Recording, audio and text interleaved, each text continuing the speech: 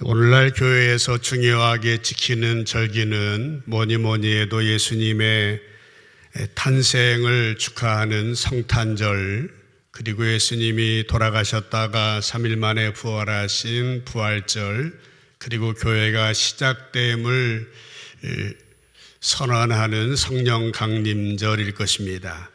그 중에서도 단연 최고의 명절이라고 한다면 부활주일이겠습니다. 우리가 예수님의 부활을 준비하고자 40일 동안 사순절이라고 하는 절기를 지키는데, 지난 2월 22일 제의 수요일로부터 시작해서 4월 9일 부활주일까지 주일을 뺀 40일을 교회에서는 40일로 사순절로 지키게 됩니다.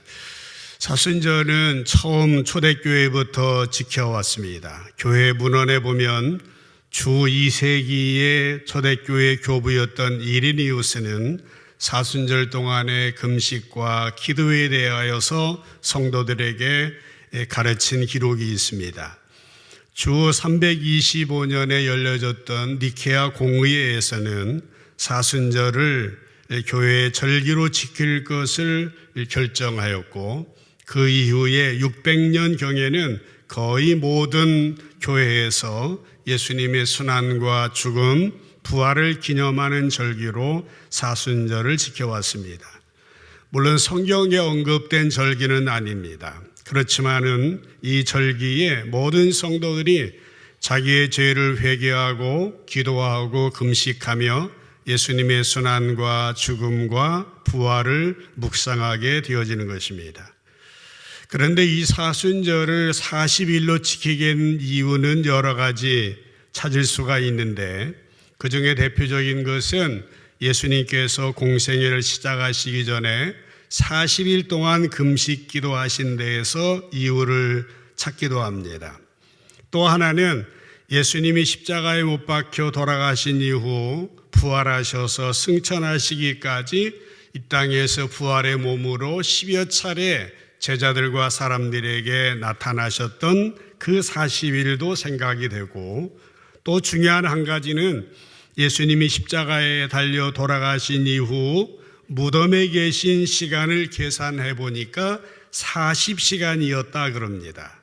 그래서 이 40시간의 한 시간을 하루로 환산해서 40일로 정했다 하는 그러한 학설도 있습니다. 그러니까 교회에서 지키는 이 사순절이라는 절기는 가장 긴 절기이고 뜻깊은 절기라 말할 수 있을 것입니다. 우린 이 사순절 절기를 보내면서 나 자신의 죄를 철저히 회개하고 열심히 주님의 말씀과 기도 가운데 예수님의 십자가를 깊이 묵상하며 예수님의 부활을 맞이해야 될 것입니다. 지난번에도 말씀드렸던 것처럼 특별히 금년 사순절에는 글로벌 비전과 함께 사순절 한 끼 금식 캠페인에 우리 성도들이 참여하려고 합니다. 여러분들이 전단지나 또 주보에 넣어드린 봉투에 보시면 나와 있습니다마는, 여러분이 한 끼 금식한 액수를 10,000원으로 치고 이 10,000원은 한 가정에 쌀 한 포대를 지원하게 된다 그럽니다. 그래서 제3세계 가정에 보내지게 될 터인데, 이 기간 동안 자유롭게 여러분들이 금식하시고 헌금하시고 액수도 자유롭게 하시면 될 것 같습니다.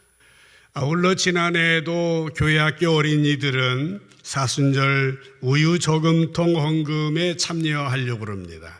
종이로 만들어진 저금통이 있는데 거기에 일정 액수를 매일 헌금을 우리 어린이들이 하게 될 것입니다. 우리 장년부와 우리 어린이들 교회학교가 한마음이 되어서 이 뜻깊은 이 40일을 보낼 때에 하나님께서 더욱 우리를 구원해 주신 은혜에 감사하게 되고 주님의 사랑을 깨닫게 되어질 것입니다. 뜻깊은 사순절의 절기가 되는 저와 여러분 모두 되시기를 먼저 주님의 이름으로 간절히 축복합니다.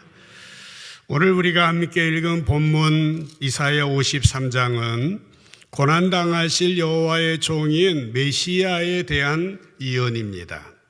메시아는 기름 부음 받은 자라는 뜻입니다. 히브리어로 메시아이고 헬라어로는 그리스도라고 하는 뜻이 기름 부음 받은 자다라는 뜻입니다. 다시 말하면은 우리의 구세주이신 예수 그리스도, 예수님에 관한 예언이 예수님이 탄생하시기 수백 년 전에 이사야 선지자를 통하여서 예언되어진 것입니다. 예수님은 온 세상의 구원자로 이 땅에 오셨습니다. 그러나 많은 사람들이 예수님을 환영하지 않았습니다. 예수님을 믿지 아니하였고 도리 예수님을 멸시하고 천대하였습니다. 이사야 선지자는 그 이유를 이제 오늘 읽은 본문 말씀 직전에 있는 2절에 보면은 이렇게 말하고 있습니다.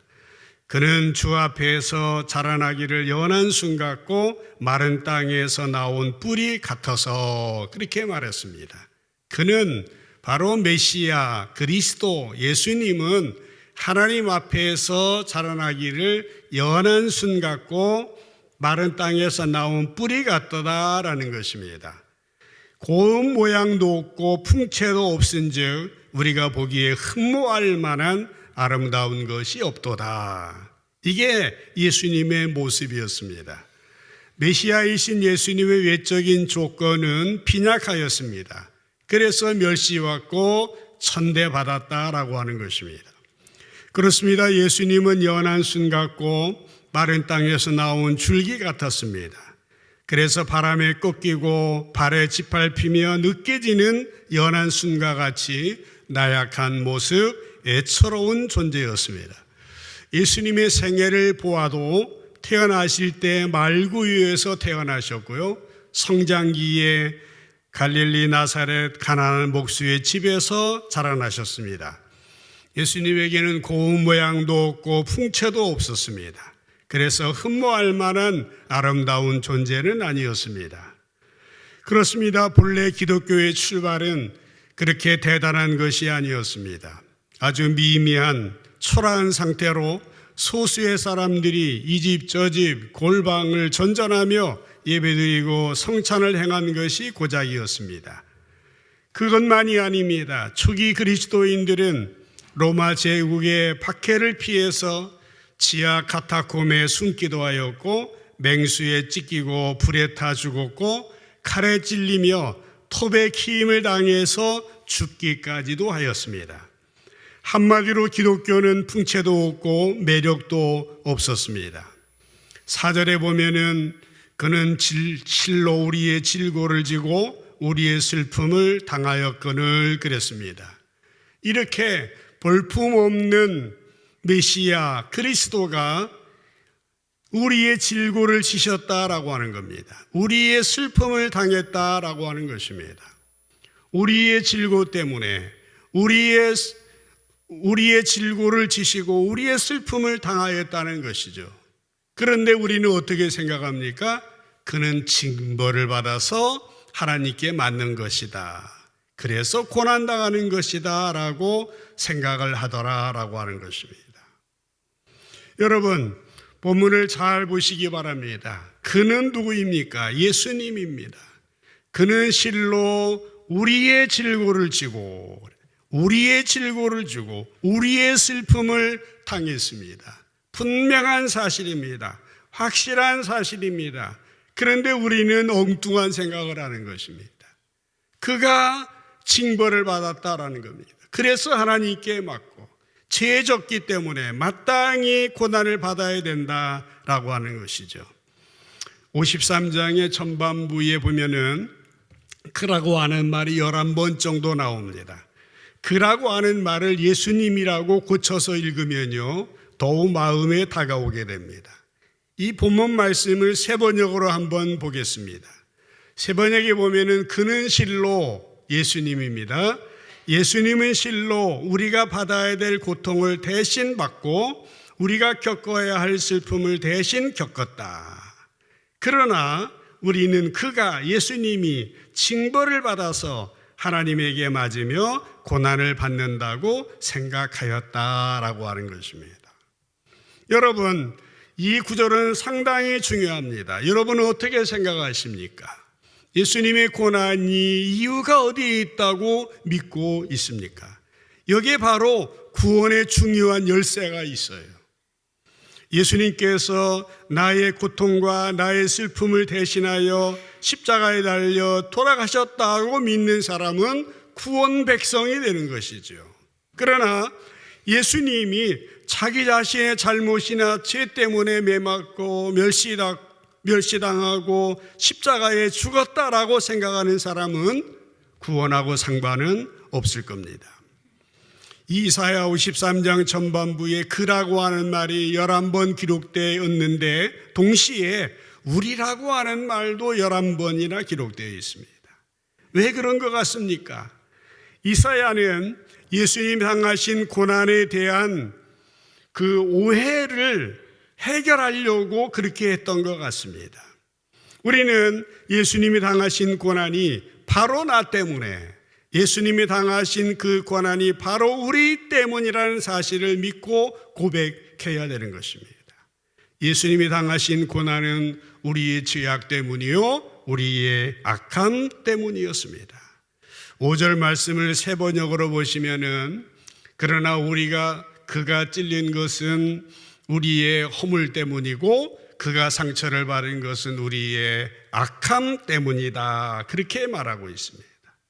예수님이 당하신 고난의 그 이유가 어디에 있는지를 잘 알아야 된다는 겁니다. 그런데 여러분, 예수님이 가장 슬퍼하시고 마음 아픈 것이 있다면 무엇이겠습니까?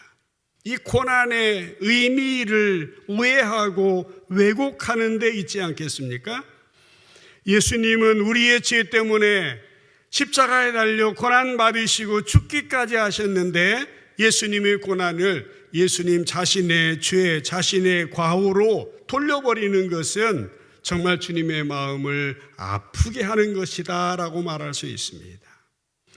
그래서 5절은 그 뒤이어서 말하고 있습니다. 그가 징계를 받음으로써 우리가 평화를 누리게 되었고 그가 매를 맞음으로써 우리의 병이 나음을 받게 되었다라고 하는 사실인 것입니다. 그렇습니다. 예수님이 가시면류관을 쓰시고 예리한 창으로 옆구리를 찔리고 채찍을 맞고 멸시 천대를 받으신 이유는 우리의 허물과 죄악 때문이다라는 사실을요, 오늘 본문에서는 분명하게 확실하게 말하고 있고, 예수님이 받으신 이 고난으로 말미암아 우리는 평화를 누리게 되었고 우리의 병은 나음을 받게 되었다라고 하는 사실인 것입니다. 예수님의 매를 맞음으로 말미암아서 정말 우리들이 고침을 받고 우리들이 평화를 얻게 되었다고 하는 것, 이 사순절 시기를 보내면서 저와 여러분의 마음 가운데 분명한 이 사실, 예수님 때문에, 예수님의 고난, 예수님의 십자가 때문에 우리는 평화를 누리고 예수님 때문에 우리는 고침받았다고 고백하고 간증하는 저와 여러분 모두 되시기를 주님의 이름으로 축복합니다. 그렇습니다. 예수님 때문에 평화를 누리고 예수님 때문에 나음을 받는 것, 이게 복음이요, 이것이 믿음 생활인 것이에요. 그런데 6절에 보면은 이사야 선지자는 또 말하고 있습니까? 세 번역으로 보았습니다. 우리는 모두 양처럼 길을 잃고 각기 제 길로 흩어졌다. 그러나 주님께서는 우리 모두의 죄악을 그에게, 예수님에게 지워주셨다라고 말하였습니다. 우리는 내 마음대로 죄짓고 내 생각대로 살아가지만은, 그러나 그 길은 어느 길입니까? 멸망의 길입니다. 그러나 주님께서는 우리 모두의 죄악을 우리에게 담당시키지 아니하시고 그에게 지우셨다라고 하는 겁니다. 예수님에게 지우셨다. 바로 여기에 구속의, 구원의 절정이 있습니다. 예수님이 친히 십자가에 달려 우리 죄를 대신해서 죽으셨다라고 하는 사실입니다. 이게 이 구원의 복음의 중요한 진리인 것입니다. 다시 한번 보시겠습니다. 4절 말씀에 보면은 예수님은 어떻게 하셨다고 그랬습니까? 그는 실로 우리의 질고를 졌다. 우리의 슬픔을 당했다라고 말했습니다. 5절에 보면은 그가 찔림은 우리의 허물 때문이요 그렇게 말했고, 그가 징계를 받음으로 우리는 평화를 누리게 되었고, 그리고 채찍에 맞음으로 나음을 받았다 말하였습니다. 6절 말씀을 또 보면은 우리 주님께서 우리가 다 제 길로 갔지만은 우리 모두의 죄악을 그에게 담당시키셨도다 라고 말씀하고 있습니다. 그렇습니다. 예수님은 우리가 져야 될 모든 나쁜 것들을 대신 져주셨습니다. 다시 말해서 우리 때문에, 나 때문에 모든 고통을, 모든 환난을, 모든 핍박을 다 당하셨다라고 하는 사실입니다. 이게 바로 주님의 복음의 핵심인 것입니다. 그런데 여러분, 예수님이 이렇게 당하시고 고난당하셨는데 7절에 보면은 어떤 말씀을 하고 있습니까? 고난당하신 후의 모습입니다. 그가 곤욕을 당하여 괴로울 때에도 그의 입을 열지 아니하였으며 그렇게 말하고 있습니다. 마치 도살장에 도수장으로 끌려가는 어린 양과 털 깎는 자 앞에 잠잠한 양과 같이 그 입을 열지 아니하여도다. 이사야는요, 장차 오실 예수님께서 어떤 고난을 당할 것인지 마치 곁에서 보고 있는 것처럼 기록을 했습니다. 여러분, 힘이 없어 침묵하는 것은 슬픈 일 아니겠습니까? 할 말이 없고 말을 할 줄 몰라서 입을 열지 못한다고 하는 것은 불행한 일일 거예요. 그러나 힘도 있고 할 말도 있고 말할 줄도 알고 설득력도 있고 능력이 있는 사람의 침묵이란다면 거기에는 어떤 까닭이 있을 겁니다. 이사야 선지자의 예언은 복음서의 예수님의 순환 기사에 그대로 성취되었습니다. 이사야가 예수님 탄생하기 몇백 년 전에 예언한 것이 그대로 이루어지게 되는 거예요. 어린 양이신 예수님의 침묵은 말할 수 없었기 때문에 침묵한 것이 아니라 할 말이 없기 때문에 침묵한 것이 아닙니다. 권위가 있고 능력이 있고 권세가 있었습니다. 예수님 말씀 한마디로 죽은 사람도 살리고 파도도 잠잠하게 하고 병든 사람 고치고 귀신도 쫓았습니다. 그러나 예수님은 고난받는 그 자리에서는 침묵하셨습니다. 예수님의 침묵은 죽음 앞에서의 침묵이었다라고 하는 것입니다. 하나님 예수님에게 십자가에서 죽게 되는 가장 큰 고난을 주셨습니다. 그러나 예수님은 이사야의 예언처럼 도살장에 끌려가는 어린 양과 같이 침묵하십니다. 순종함으로 받아들이는 것입니다. 예수님의 침묵은 죽음을 각오한 침묵이었습니다. 마태복음 26장에 보면은 예수님이 마지막 주간 겟세마네 동산에 올라가셔서 기도하실 때입니다. 사람들이 달려들어서 마치 강도를 잡듯이 예수님을 잡았을 때에 예수님은 이런 방구 대꾸하지 아니하시고 침묵하셨습니다. 왜 그러냐? 내가 무슨 죄가 있냐? 무슨 잘못이 있느냐? 따지지 않았습니다. 오히려 예수님은 함께 있던 제자들의 안전을 염려하면서 이 사람들이 무사히 갈 수 있게 해달라고 말씀하셨습니다. 이어서 예수님이 가야바 법정에 재판받기 위해서 끌려가시는데요, 이 재판은 이미 계획된 재판입니다. 조작된 스케줄에 의한 것입니다. 그런데 거기서도 예수님은 침묵하시게 됩니다. 마태복음 26장 62절 말씀에 보면은 대제사장이 일어나 예수께 물었습니다. 아무 대답도 없느냐? 이 사람들이 너를 치는 증거가 어떠하냐? 이렇게 물어봤습니다. 예수님이 자신이 하나님의 아들이라는 말로 하나님을 모독했다고 재판에 해부된 것입니다. 이때 거짓 증인들은 예수가 자기가 하나님의 아들이고 성전을 헐고 3일 만에 다시 지을 거라고 거짓 증언을 하게 됩니다. 이 말을 들은 대제사장이 질문한 것이 바로 이것입니다. 아무 할 맛이 없느냐? 이 사람들이 너를 치는 증거가 어떠하냐? 그러나 그 다음 절 63절에 보면은 예수님 어떻게 하셨습니까? 예수께서 침묵하시거늘, 그렇게 성경은 말씀하고 있습니다. 그 위에 사람들이 예수님의 얼굴에 침을 뱉고 주먹으로 치고 손바닥으로 때립니다. 그러나 예수님은 계속해서 침묵하십니다. 26장을 넘어 27장에 넘어가 보면은 예수님의 침묵은 계속됩니다. 마태복음 27장 12절에 보시면은 대제사장들과 장로들에게 고발을 당하되 아무 대답도 아니하시는지라, 그렇게 말씀했습니다. 14절에 보면은 한마디도 대답하지 아니하시니 총독이 크게 놀라워했다. 여러분, 이사야 선지자는 이러한 예수님의 모습을 털 깎는 자 앞에 잠잠한 어른 양과 같다고 묘사한 것이 바로 이런 모습이었던 것입니다. 여러분, 이런 예수님의 마지막 모습을 바라볼 때, 고난당하는 중에 예수님의 모습을 볼 때, 오늘날 우리의 삶의 현장에서 우리의 모습과 비교할 때에 얼마나 차이가 나는지 모르겠습니다.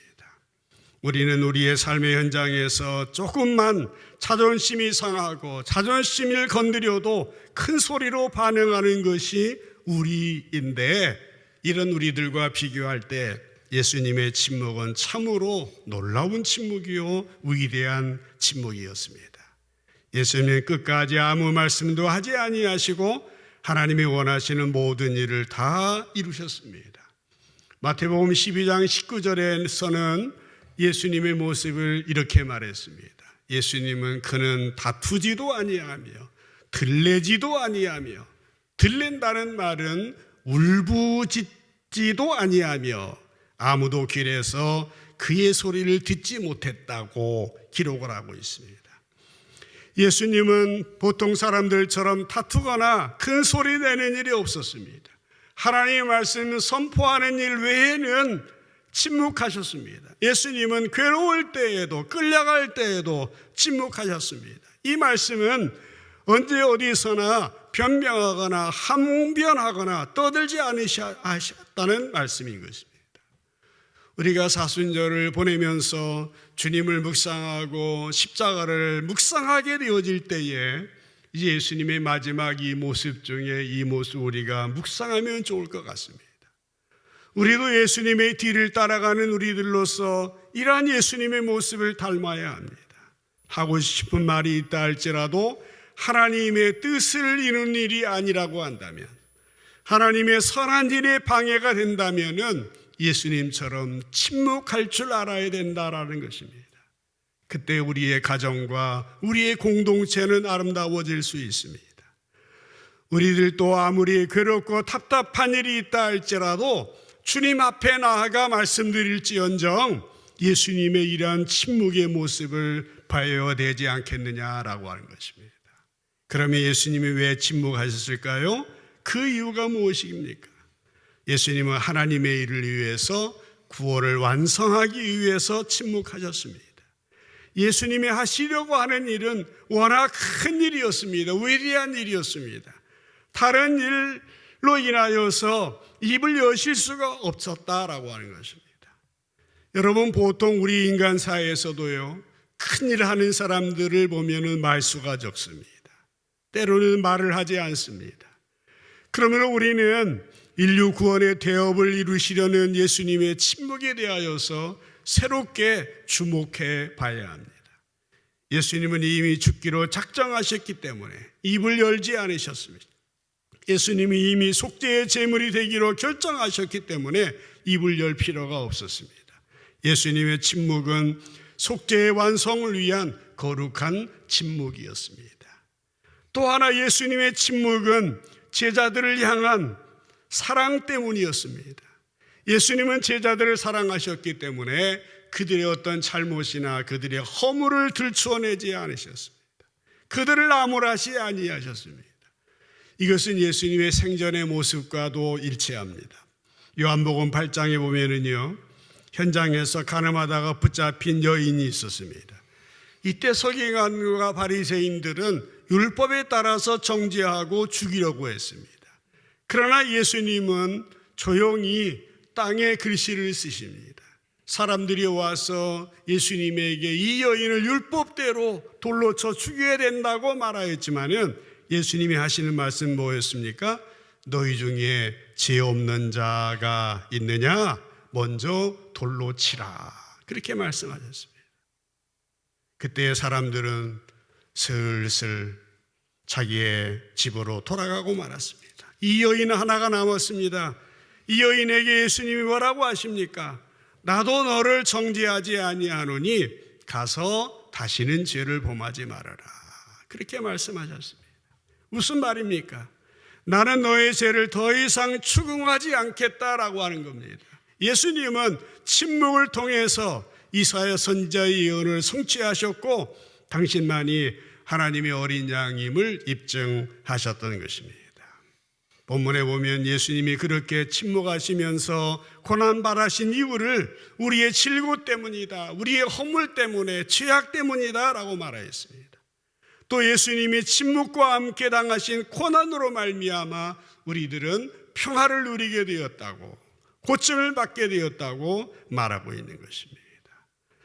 사랑하는 여러분, 우리 모두 아무리 괴롭고 억울해도 입을 열지 않고 끝까지 침묵하셨던 예수님의 모습을 바라보면서 이 사순절 기간 자기를 부인하고 십자가를 지고 가셨던 주님의 모습을 배워나가며 연습해 나가며 닮아나가는 이 사순절 되어질 수 있기를 주님의 이름으로 간절히 축복합니다. 이때 우리에게 평화가 오고 주님의 고쳐주심을 경험하게 되어지는 것입니다. 예수님이 당하신 십자가를 생각할 때에 십자가 주변에 있었던 여러 사람들이 있었어요. 대제사장도 있었고 빌라도, 헤롯, 가룟 유다, 또 예수님을 십자가에 못 박으라고 소리쳤던 군중들이 있었습니다. 그 사람들 우리는 어리석다, 잘못했다, 나쁘다 생각할 수 있습니다. 그러나 이 모든 것은 다 성경대로 이루어진 일입니다. 우리가 십자가에 대해서 어떻게 생각하느냐가 오늘 중요합니다. 어떤 생각을 하느냐. 제가 오늘 말씀의 제목을 우리의 죄악 때문이라 라고 정하였습니다. 우리에게 우리 주님께서 우리가 당할 고난을 대신 지신 이유는 우리의 죄악, 우리의 악함 때문이다 라고 하는 것입니다. 그 예수님을 우리가 잘 깊이 생각해야 됩니다. 그래서 히브리서 3장 1절 말씀에 보면은 히브리서 기자는 그렇게 말했습니다. 그러므로 함께 하늘의 부르심을 받은 거룩한 형제들아, 우리가 믿는 도리의 사도이시며 대제사장이신 예수를 깊이 생각하라 말씀하고 있는 것입니다. 한번 같이 읽어보겠습니다. 예수를 깊이 생각하라. 예수님을 깊이 생각하라고 하는 겁니다. 예수님 우리의 죄악 때문에, 우리의 악함 때문에 십자가에 달려 돌아가셨다라고 하는 사실입니다. 십자가는 우리의 죄 때문에 우리 대신 예수님이 져주신 것입니다. 그래서 우리는 예수님의 십자가로 인하여서 구원을 받은 것입니다. 구원을 받았다고 하는 것이 무엇입니까? 새 사람이 되었다는, 새로운 생각하는 사람, 새로운 삶을 사는 사람, 변화되어지는 삶을 살아가는 사람이에요. 찬송가 149장 1절에 보면은요, 주 달려 죽은 십자가 우리가 생각할 때에 세상에 속한 욕심을 헛된 줄 알고 버리네, 그렇게 노래하였습니다. 십자가를 우리가 생각할 때 어떤 일이 일어납니까? 생각이 바뀌는 것입니다. 삶이 변화가 되어지는 것입니다. 새로워지는 것입니다. 세상에 속한 헛된 욕심을 버릴 줄 알게 되어진다는 것이에요. 성 프란시스는 아침부터 저녁까지 예수님의 십자가를 깊이 생각하는 삶을 살았다고 합니다.